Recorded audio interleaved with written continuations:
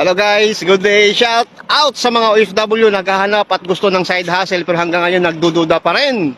Nag-iisip na baka may scam. Well, hello everyone. Ako nga pala si Rodel, no? Isang OFW dito sa Abu Dhabi, UAE.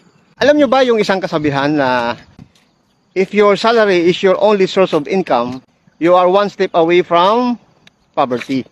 Kung ikaw ay isang OFW na kagaya ko at naghahanap ka ng other source of income or side hustle, meron akong gustong i-share sa iyo na isang online opportunity na kung saan ang gagawin natin dito ay mag-copy and paste lang at pwede kang kumita ng 20,000 to 50,000 a month.